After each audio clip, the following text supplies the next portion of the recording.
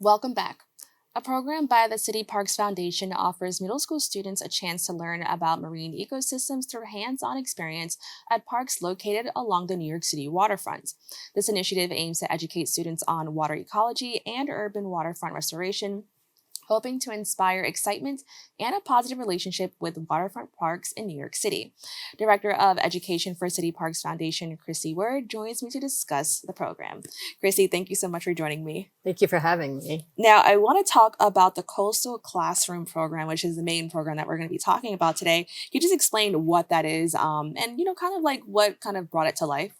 Yeah, well, City Parks Foundation is a nonprofit organization that believes and is dedicated to transforming parks into dynamic places of urban life and really involving New Yorkers in their parks for that reason. We really believe that, vibrant parks reflect really healthy, happy neighborhoods, and we want to get New Yorkers into their neighborhoods. So City Parks Learn, which is our education division, operates a number of different programs, including Coastal Classroom, and we focus in each one of those programs on those types of parks. So Coastal Classroom operates in shoreline parks and engages young people in particular, but adults as well, in understanding their parks, the marine resources, and also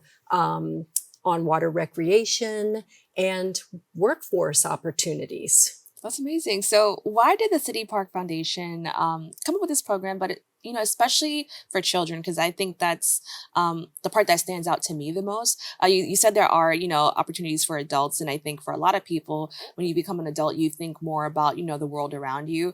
But can you talk a little bit and highlight the importance of having it available for kids? Well, as children, when we have positive experiences, we develop a kind of affection for these experiences, the things that are meaningful to us. And so we start with children in our department, in the City Parks Learn division, because we want them to have positive experiences in parks so that they develop an affection, a love for these parks, and will therefore go on to steward them, to advocate for them, to vote for, positively for parks. So that's why it's not that adults wouldn't or can't, and we don't want to forget adults. They're an important part of the equation too. Right. But children, yeah, that's our jam. Yeah.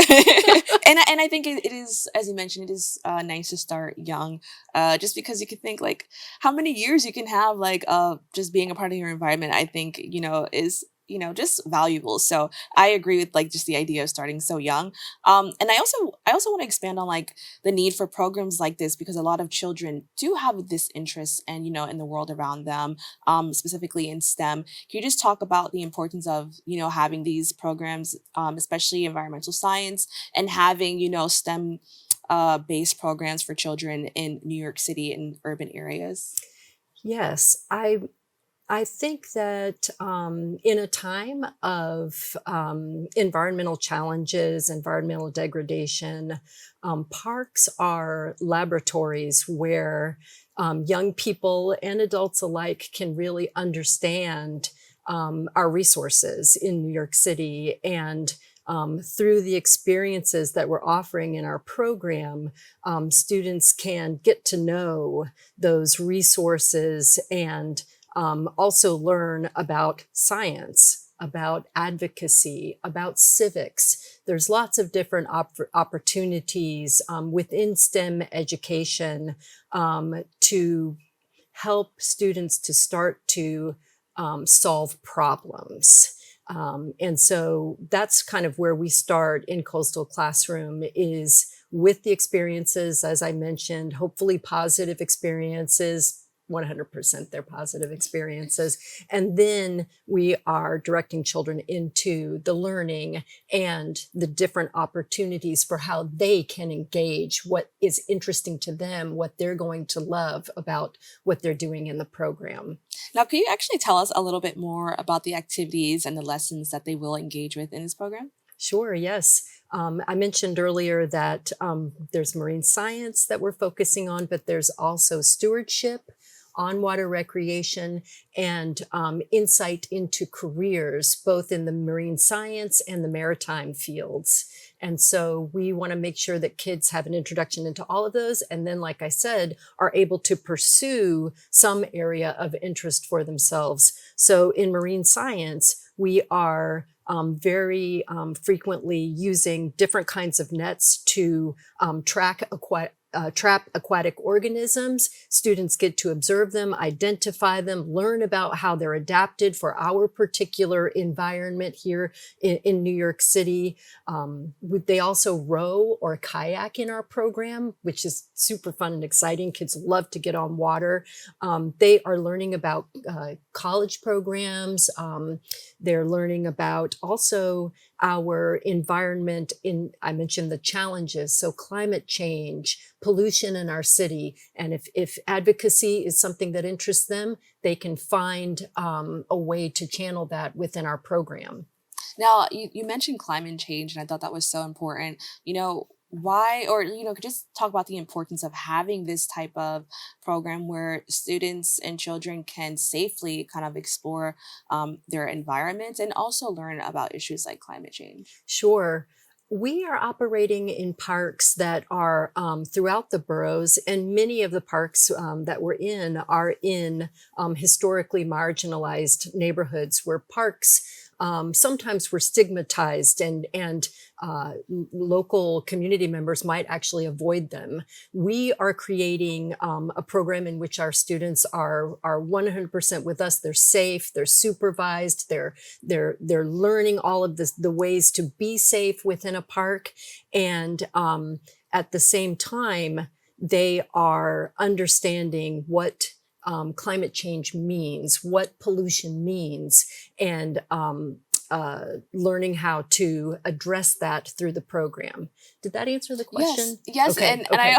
I also want to expand on like how does that help build a relationship that a child or a young person has with their environment around them, especially in regard to safety. Because I know, like for me personally, like staying indoors was like maybe the better option for a lot of children. So how does Sure. it help build that relationship? Yeah, well, and a lot of parents might, not feel so comfortable with children being out in parks, especially by themselves. But in the program, they are with trained adults, educators who really care and know about the curriculum, the park itself, and know what they're doing there. So in this kind of safe space that's created by our program, then students can really get to know the park and get to know how they can interact within the park safely.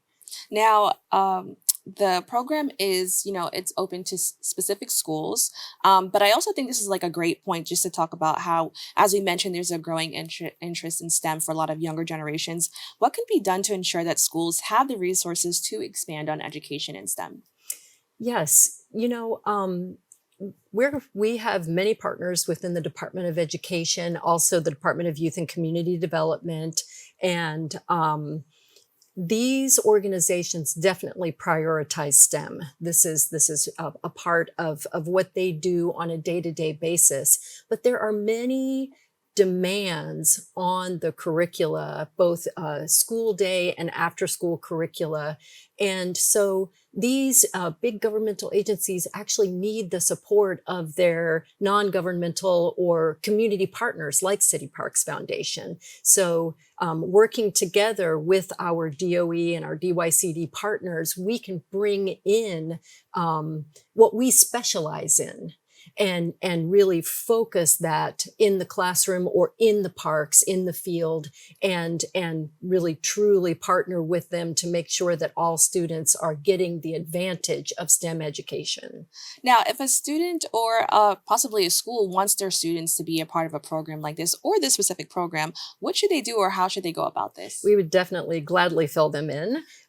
Education at cityparksfoundation.org is the email to contact, and definitely visit our website, cityparksfoundation.org /learn is all of the programs in the City Parks Learn department. and or call me. I'm on the website. Now, I also want to highlight, this program is for middle school students and for younger people, but, there's so many things at the City Parks Foundation. Can you just quickly highlight some of them and, maybe some other areas people from different demographics could look into if they want to be involved in an organization like this? Sure, absolutely. Within the Learn department, we have our Green Girls program, we have our Seeds to Trees program, Learning Gardens. We offer paid internships for high school and college students.